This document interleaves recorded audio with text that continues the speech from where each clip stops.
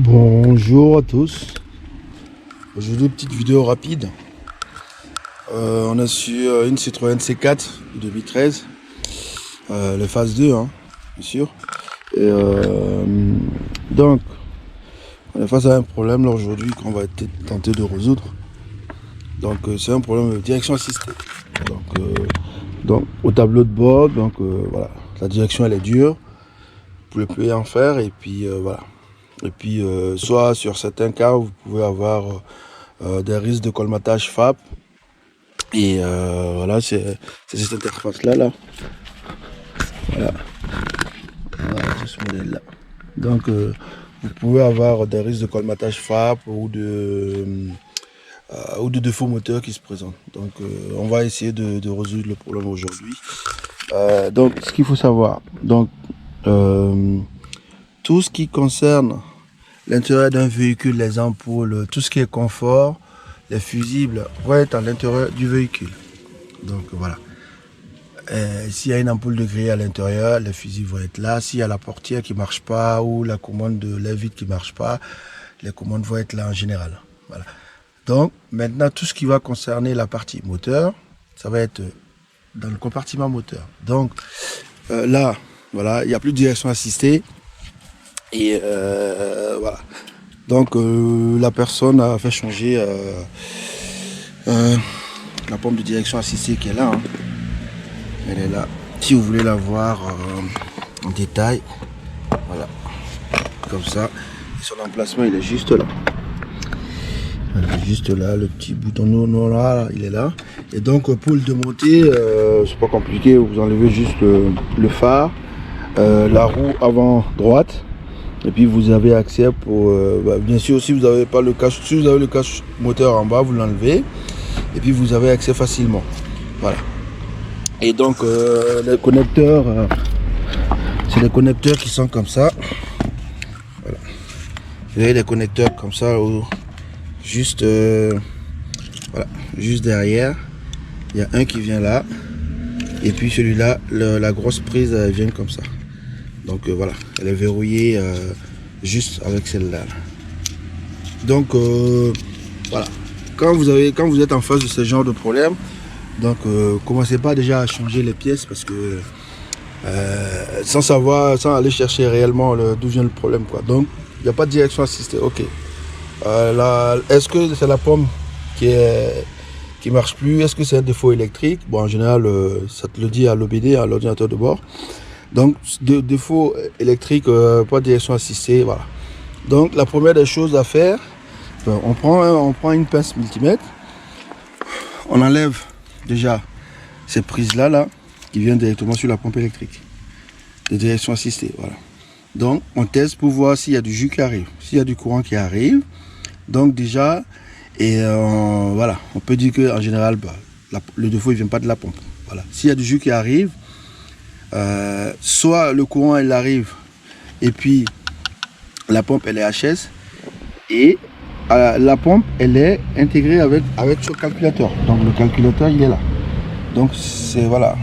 Donc si vous êtes motivé, vous pouvez le démonter pour aller voir, mais le calculateur c'est de l'électronique. Pas sûr que pour le prix, faut s'emmerder à aller essayer de réparer quoi.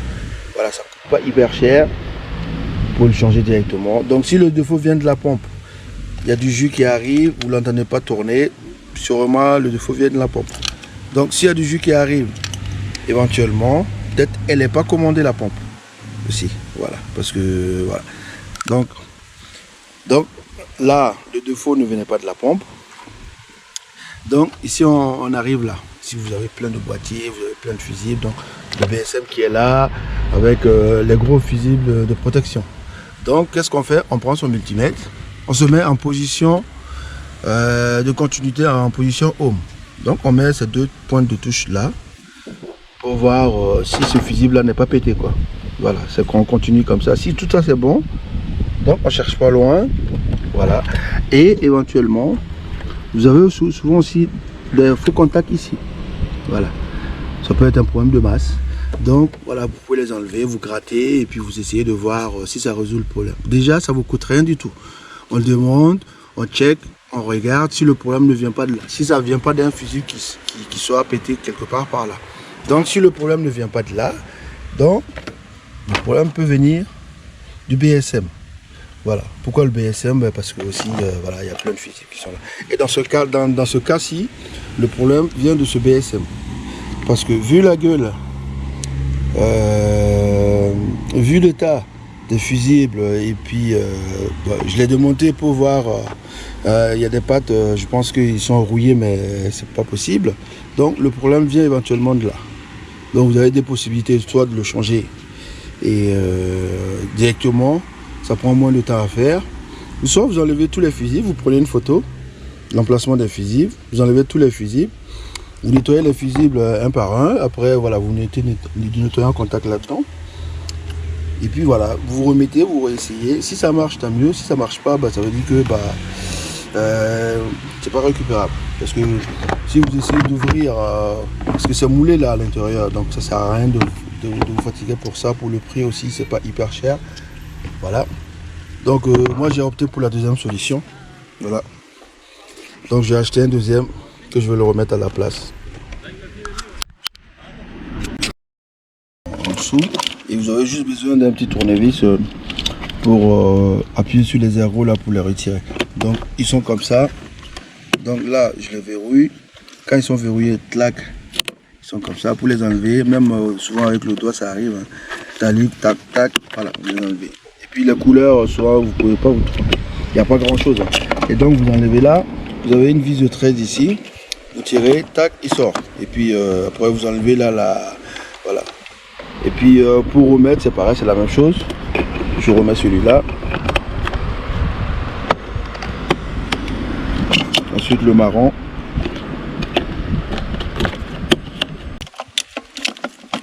Là, le bleu. Voilà. Tac. Ok. Et ça, la dernière fiche qui vient là. Pour le calculateur, pareil, hein. Vu la longueur des câbles, vous ne pouvez pas ramener le premier qui est au plus loin, donc il va juste là à côté. Vous le mettez, on le verrouille. Pareil pour le deuxième.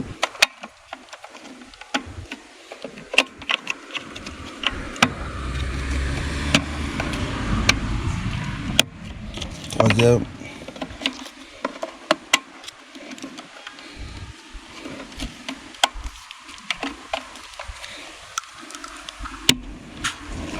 Voilà, c'est fini. Et là, je mets la vis de 13.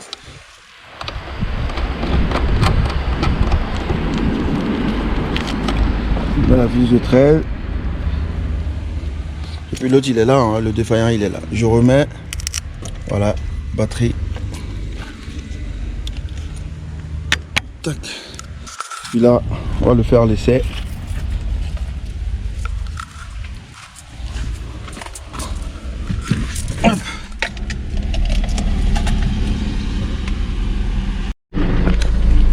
Donc voilà, véhicule démarré, hein. Je n'avais plus de batterie là, donc j'ai mis une pince là pour la démarrer. Donc là, maintenant le volant il tourne facilement. Après maintenant il y a la purge à faire. Donc pour faire la purge, il faut lever les roues. Vous mettez deux crics à l'avant, vous soulevez les roues, vous braquez comme ça, vous faites un tour complet. Et puis dans l'autre sens. Et après vous vérifiez au fur et à mesure, vous mettez du liquide de direction assistée dans le petit bocal là du. Voilà. Ouais, parce que par terre là, vous créez une contrainte, donc c'est pas adapté. Donc c'est préconisé. Vous soulevez les deux roues à l'avant et puis vous braquez jusqu'à embuter, tac comme ça, embuter. Et dans l'autre sens aussi pareil. Faites un tour complet. Dès que vous sentez que c'est embuté, donc la pompe elle envoie de liquide dans la crémaillère de direction. Donc en fonction de comment vous tournez la roue. Et puis voilà, là en ce moment vous faites votre niveau. Donc voilà. Donc si vous avez des soucis comme ça pour les autres fois, prenez votre temps. Quitte à passer une journée à chercher d'où vient le défaut, au moins ça vous évitera d'acheter des pièces comme ça à l'improviste. Voilà, c'est pour ma petite contribution. Allez, ciao ciao.